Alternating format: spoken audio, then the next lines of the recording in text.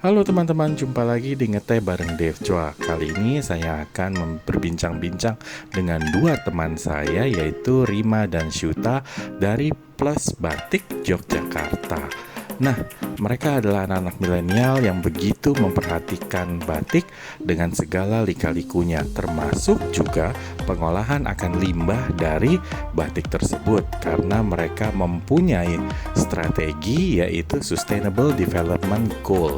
Jadi ini luar biasa sekali. Yuk kita dengarkan apa saja sih yang mereka angan-angankan dan mereka cita-citakan. Halo teman-teman sekalian, jumpa lagi di Ngeteh bareng Dev Chua. Kali ini saya masih berada di Jogja dan saya bertemu dengan teman saya, anak muda milenial dengan produknya yang luar biasa keren. Nah, saya akan mempersilahkan memperkenalkan diri sendiri seperti biasa. Di sebelah saya adalah Rima, oke, dan Saya Suta. Ya. Rima dan Suta suami istri ya? Belum. Oh belum. Saya pikir akan suami istri nantinya ya. Mudah-mudahan. Ya Iya. pastinya. Nah, Suta ini dari Jepang ya? Ya. Oke, dari Jepang. Nah, Saya dari Jogja. dari Orang Jogja. ya. Sama-sama J, jadi double J ya. Jepang ya. Jogja dan Jepang. Nah, Rima, aku mau tanya, ini kalau awalnya sebenarnya terjun di bidang batik ini seperti apa sih? Gitu. Oke, mungkin tadi kita belum lengkap ya. Ya. Jadi saya Rima dari Plus Batik. Oke. Ya, Syuta dari Plus Batik juga. Oke. Jadi awal mulanya mungkin saya dulu. Boleh.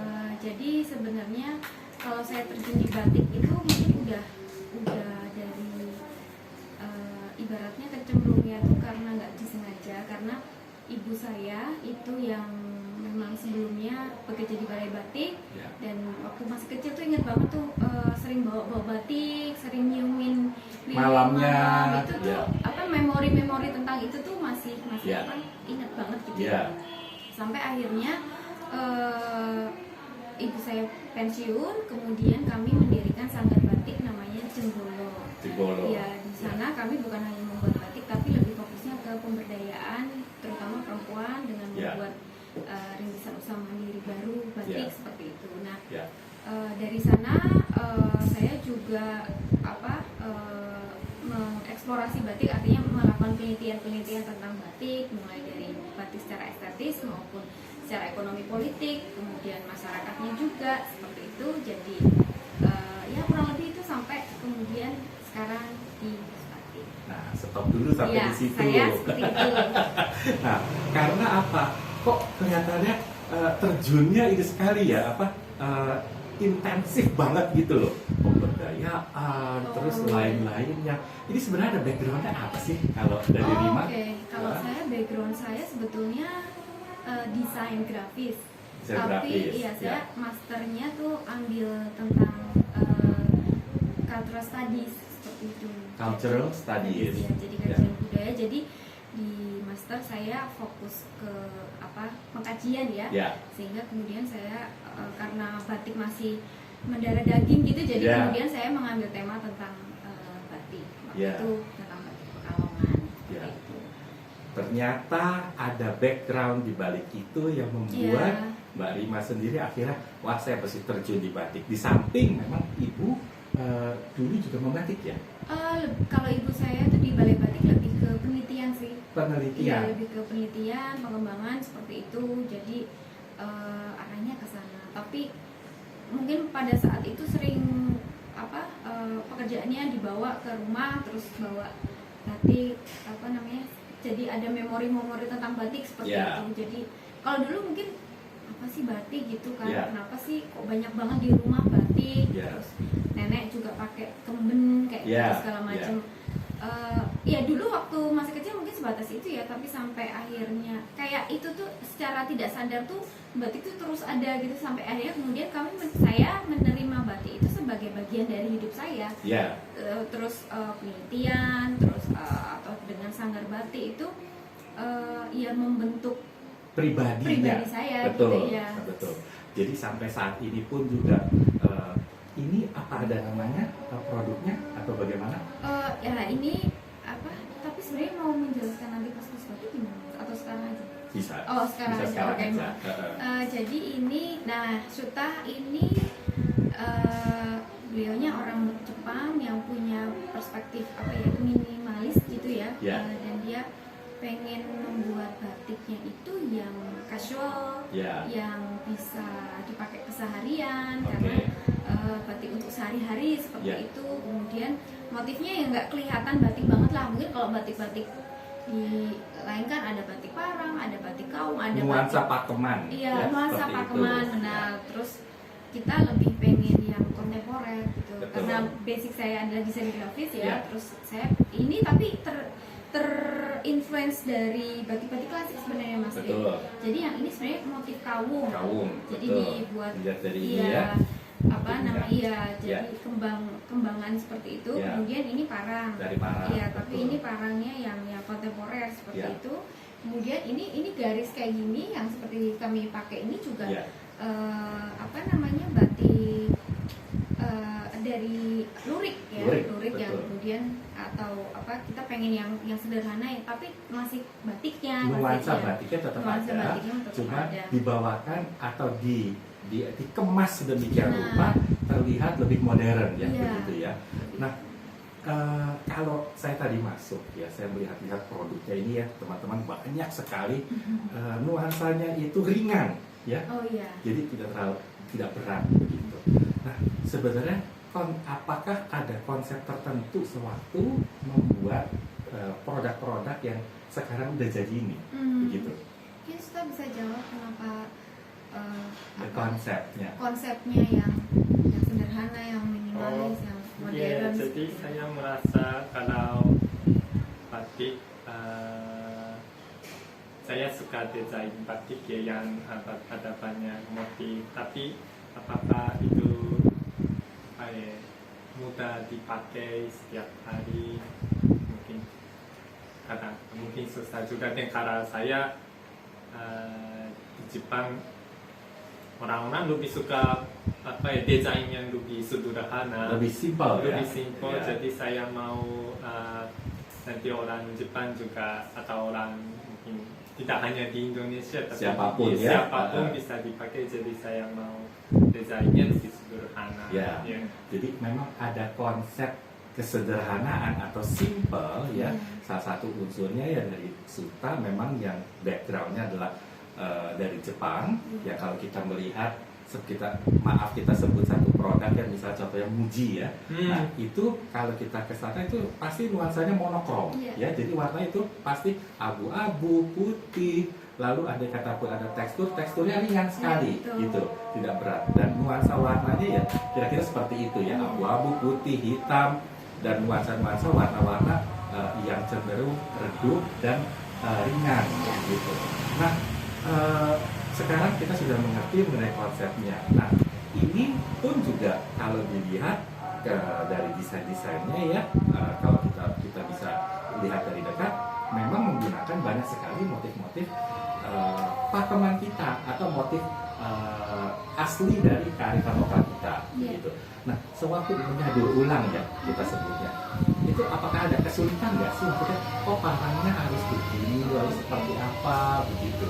Ya, kalau saya sendiri misalnya parang ya, Ya. parang itu saya melihat yang apa, patternnya atau pakemnya itu kan biasanya harus ada merinjonnya. Ya. Ya, itu tetap harus ada. Kemudian Ya. ukurannya, kemudian ini kan ada positif, ada negatifnya. Betul. Seperti itu masih pengen kami Tetap mengikuti ya. itu ya. Kemudian juga dengan kamu misalnya itu repetisinya. Kemudian memang ini ada dua kaum, seperti kaum yang positif dan negatifnya gitu. Ya. Tapi kami ingin membuat sesuatu yang berbeda, tapi masih ada sense-nya lah tentang kaitannya dengan kaum Aslinya ya, begitu. Jadi kita tidak pernah meninggalkan aslinya agar kita selalu teringat ya bahwa batik itu mempunyai asal usul. Betul. Ya, jadi walaupun itu satu pengembangan yang seperti dijalankan Rima dan kita, itu tetap berpatokan dari aslinya atau pakemnya begitu.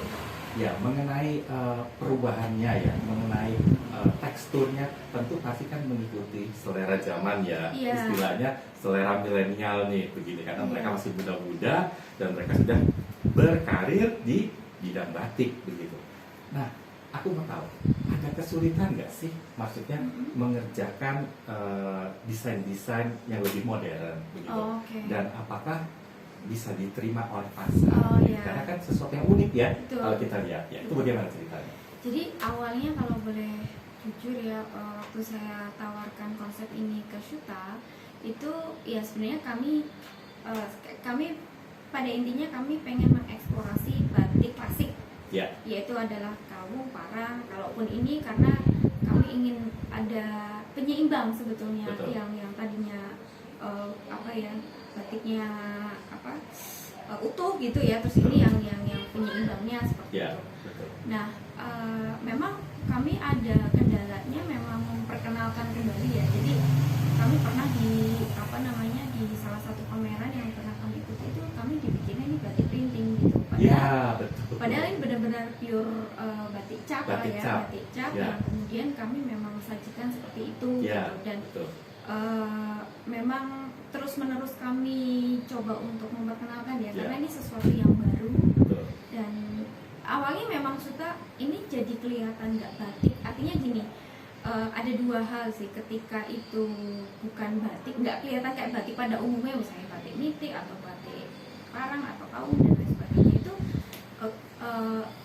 kalau batik-batik yang lainnya maksud saya itu kan ya, oh itu tuh batik gitu, tapi Ya. kan kemudian kalau yang ini kan sesuatu yang baru, tapi kami ingin, oh itu ternyata batik ya. Nah, Ya. kami pengennya tuh seperti itu. Memang ada tantangannya juga sih, kita Ya. akui juga Ya. maksudnya. Tapi ketika tawaran kami pada produk-produk yang kontemporer, yang Ya. yang bisa dipakai, yang lebih casual Ya. gitu, kami pengennya konsumen mengapresiasi juga bahwa mereka tetap pakai batik. Ya. Tapi mungkin suka ada tambahan waktu itu, ketika kami ke salah satu mall gitu ya, itu suka tuh lihat tuh nggak ada ya orang yang pakai batik. Ya. Saya waktu itu merasa enggak, batik tuh ada di batik tuh udah jadi tren gitu. Ya. Udah banyak kok, tapi mana gitu. Itu kayak nampar saya juga, oh iya Ya. ya, waktu itu saya juga pas lagi nggak pakai batik gitu. Coba kita anak-anak tuh lebih banyak misalnya pakai Uniqlo, pakai yang Casual. Ya. ya. Makanya kemudian Shuta came up dengan ide untuk ya udah batiknya yang casual. Terus kalau misalnya batik casual pakai batik yang sudah ada, Ya. sudah Nggak ada juga. Betul. maka kemudian kami membuatnya ya yang lebih kontemporer juga, Kontemporer, ya, ya. seperti itu, yang hanya ada di Plus Batik seperti Betul. Jadi kalau dilihat apa yang dikreasikan di Plus Batik memang adalah batik cap, ya. itu. Ya, batik cap. Jadi kebanyakan semua adalah batik cap. Karena apa? Mungkin dari segi simpelnya itu memang lebih mudah dibuat di batik cap, ya. Kalau misalnya harus dibuat dengan tangan batik tulis misalnya, malah mungkin tidak jadi akan bagus Iya. begitu. Karena kalau batik cap itu dia akan boleh dibilang sempurna ya, repetisinya, bentuknya dan desainnya bisa mengikuti yang Ima kerjakan Iya. seperti apa. Dan konsep casual juga ya Mas. Ya, dan konsepnya juga casual. Jadi kalau misalnya anak muda yang memang, wah saya nggak tentu suka yang pakeman yang rame-rame begitu. Nah itu bisa pakai sesuatu hal tuh yang maksudnya simple seperti ini, seperti lurik, lalu seperti parang yang telah dimodifikasi, ataupun seperti kaung yang saya pakai sekarang ini begitu. Jadi ragamnya banyak sekali dan kreasinya juga luar biasa ya. Kalau bisa dilihat di samping saya ini ada tas ya, lalu di sini ada tas lagi yang lain, lalu ada Ini bermacam-macam. nggak kelihatan kayak batik kan Mas, tapi padahal Tidak, padahal ini batik. ini batik. Ya, ini masih konsep yang diambil dari lurik ya. Iya.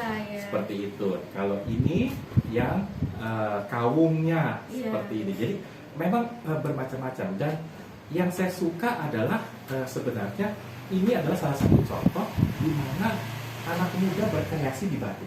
Jadi batik itu tidak melulu yang memang dalam notabene adalah batik klasik ya, dalam bentuk yang rumit atau dalam bentuk yang pakeman. Tapi ternyata batik itu bisa dikembangkan lebih jauh untuk bisa diterima oleh anak-anak muda. Karena bagi saya pribadi adalah kelanjutan dari batik ini adalah generasi muda. Kalianlah ini ya penerus dari generasi sebelumnya itu untuk mempertahankan budaya batik ini untuk tidak punah begitu. Memang ada perubahan itu sudah pasti, karena balik lagi untuk dicintai pasti harus ada perubahan begitu, dan perubahan itu ya bisa berupa sesuatu yang boleh dibilang kontemporer gitu ya. Nah, selama ini pemasarannya kemana aja nih? Nah, pemasarannya kami kebetulan ini kami baru banget nih buka toko ini ya. Baru. Oh begitu. Iya, baru. Selamat hari ini. Iya. Iya. Jadi tadi sebelum Mas datang kami Ya. siapkan. Oh begitu. Iya. Wah, ini luar biasa sekali. Hari ini ternyata mereka baru open dress loh. Luar biasa. Bisa mampir ke sini untuk lihat-lihat, karena sebelumnya kami produksi, kemudian kami jual juga online atau istilahnya dari mulut ke mulut gitu by order juga.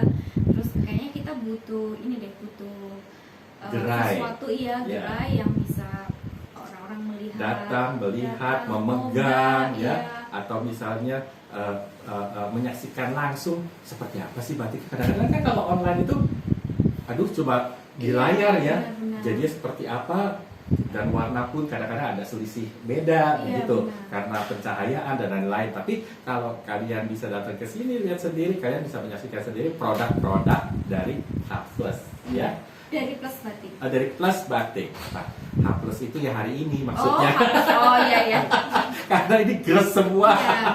Jadi ini satu kebanggaan juga ya buat kami ketika kami buka, ada Mas Dev. Waduh, saya terima kasih sekali. Bisa liput juga, ini ibaratnya bisa sharing langsung di channel. Iya, betul. Karena ngetek bareng Devjwa itu memang saya sangat senang sekali memberikan inspirasi kepada teman-teman Dev maupun siapapun juga begitu. Jadi dengan bincang-bincang ini kita bisa memberi informasi ya kepada teman-teman atau siapapun juga bahwa kreasi batik itu tidak melulu yang seperti itu aja gitu. Jadi kreasi batik itu luas sekali, apalagi di tangan anak muda begitu. Jadi batik bisa mungkin nanti ada ide apa lagi, atau mungkin perpaduan dari lurik dan parang, atau perpaduan lain itu luas sekali begitu. Jadi kalau dari dulu saya selalu bilang jangan pernah ragu untuk bermain dengan batik begitu. Batik itu kayak bisa dieksplorasi betul. Jadi kamu bisa kutak-atik ya istilahnya begitu. Nah, kalau dari segi pemasaran tadi melalui online, kalau sekarang sudah ada gerainya, nanti dia Mbak Rima sendiri yang menyebutkan di mana lokasinya. Jadi kalian bisa datang ke sini langsung. Gitu. Nah, Rima sebagai penutup, sebagai generasi muda nih ya, anak-anak milenial saya sebutnya. Cita-cita apa atau apa yang ingin Rima dan Suta sampaikan ke anak-anak milenial untuk lebih mencintai dan memakai batik? Monggo silakan. Mungkin sudah ya. Oh iya, oke. Jadi ini saya membuat Plus Batik karena saya sering datang ke Indonesia untuk mencari batik dan melihat ada banyak masalah di industri batik. Salah satunya seperti tadi saya bilang masalah ekonomi ya, betul. Atau sekarang saya mencoba meneliti tentang limbah batik karena ada banyak limbah batik yang tidak diolah tapi langsung dibuang, jadi itu merusak ekosistem atau itu ada dampak untuk kesehatan manusia juga, pengotoran lingkungan ya. Dan ini saya membuat Plus Batik karena kami tidak bukan jualan batik, tapi kami ini melalui batik kalau kami punya misi untuk kami mau mengatasi masalah yang ada di industri batik dan masalah seperti tadi terkait masalah yang terkait SDGs membicarakan mengenai sustainability Yes. dari batik itu Industri sendiri, batik, industri ya. batik, Yeah. supaya bagaimana mengurangi tingkat polusi dari batik, ya, juga mengatasi problema yang dihadapi oleh para perajin batik. Ya, Seperti jadi ini kami melalui kegiatan kami, kami berusaha untuk mengurangi masalah itu. Tapi kenapa kami mau membuat produk? Karena saya mau orang-orang bisa ikut untuk memperbaiki masyarakat atau masalah yang ada di masyarakat atau di negara. Jadi orang-orang bisa beli batik atau produk kita, Ya. kami Bisa berkontribusi. kami pakai keuntungan dari produk untuk kegiatan misalnya limbah. Ini kami sekarang mencoba membuat, kami sudah punya IPA ya, dan mencoba membuat IPA di pengrajin batik yang lain yang belum punya alat itu. IPA anyway ya, apa tuh gue? IPA ada instalasi pengolahan air limbah. Iya. Oke. Itu karena saya melihat ya ada banyak pengrajin batik yang masih skalanya kecil ya. Ya.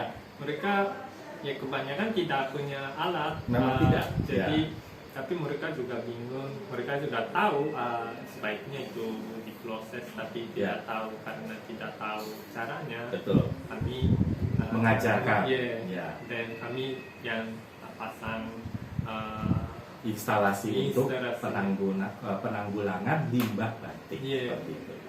Wah, itu luar biasa lagi. Itu satu hal yang memang dipikirkan oleh generasi kita selanjutnya, bagaimana agar limbah batik ini yang selama ini menjadi dilema para perajin batik dimanapun, ya, jadi bukan hanya di Jogja saja, tapi mungkin dimanapun perajin batik, gitu. Iya. Melalui apa yang tadi kalian lakukan, ya, melalui benefit yang didapat dari penjualan batik,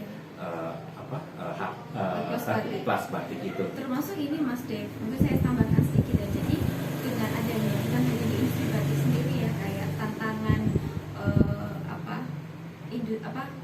permasalahan global ya, kayak misalnya global warming, kemudian masalah kerusakan lingkungan dan lain sebagainya, itu sudah harus, terutama anak-anak muda gitu, sudah harus memikirkan bagaimana sustainability-nya, bagaimana kita akan hidup, kita ini nih generasi kita nih yang akan hidup 50 tahun lagi, 70 tahun lagi. Jadi kita masa mau hidup di lingkungan yang tercemar atau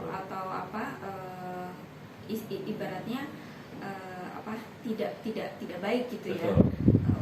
Ya, untuk generasi kita. Maka kemudian penuh kita polusi. penuh polusi Ya. seperti itu. Maka kemudian yang harus kita lakukan mulai dari sekarang itu, misalnya salah satu yang tercantum dalam SDGs itu kan menjadi produsen dan konsumen yang bertanggung jawab. Ya. Jadi kami ingin salah satu produksi kami itu bertanggung jawab, dan kami harapkan konsumen kami panggilnya konsumen kami itu plus people, karena plus batik, plus people. Ya, plus kalau beli batik plus batik. kalian menjadi plus people. Ya. Karena apa? Di balik itu mereka mempunyai program, yaitu penanggulangan limbah, di mana yang tadi mengurangi tingkat polusi dari limbah batik. Ya. Sebenarnya kalaupun nanti ibaratnya kontribusi itu nanti akan kami tuangkan dalam program-program yang kami buat. Karena selain limbah sebenarnya ada banyak tantangan lagi, Mas. Saya percaya itu. Kayak kesejahteraan, kemudian kesetaraan, pemberdayaan. Dan kami ingin pelan-pelan mencoba untuk berkontribusi lah. Kami ini pengen, kami tidak bisa berjalan sendiri gitu, dan plus people lah, kontribusi dari mereka lah yang kemudian akan menggerakkan roda semua itu. Iya, betul. Aduh, luar biasa sekali, dan saya senang sekali saya bisa datang berkunjung ke Plas Batik, berbicara dengan Mbak Rima dan Mas Syuta. Begitu. Nah, teman-teman sekalian, semoga apa yang telah tadi kita bicarakan dan apa yang telah tadi kita perbincangkan bisa memberikan inspirasi lebih kepada kita semua. Sampai di sini ngeteh bareng Dev Chua. Sampai jumpa di episode lainnya. Nanti liputannya produk-produk dari Batik Plus Batik. Saya akan memberikan klipnya. Tapi sebelumnya kita ngeteh dulu nih, ya. Yuk, nanti kita ngeteh dulu. Iya. Monggo, silahkan. Iya. Silakan. Dan ini karena hari ini adalah opening dari Oh, iya. dari gerai, saya ucapkan sukses buat Plus Batik dan semoga makin banyak plus people yang involved di dalamnya. Yes. Ya, Cheers. cheers. Itadakimasu. Itadakimasu. Oh iya Mas Dev, Ya. jangan lupa toko kami Ya. berada di Mantri Jeron. Jadi Oke. Mantri Jeron di Gang Rama MJ3 nomor 1098. Jadi itu bangunan rumah, tetapi ya kami mencoba semaksimal mungkin untuk menjadikan gerai supaya teman-teman atau plus people Bisa bisa datang berkunjung. berkunjung. Begitu. Ya. Terima kasih. Terima kasih. Sampai jumpa. Sampai jumpa. Sampai jumpa. Arigato. Mata ne. Terima kasih. Terima kasih.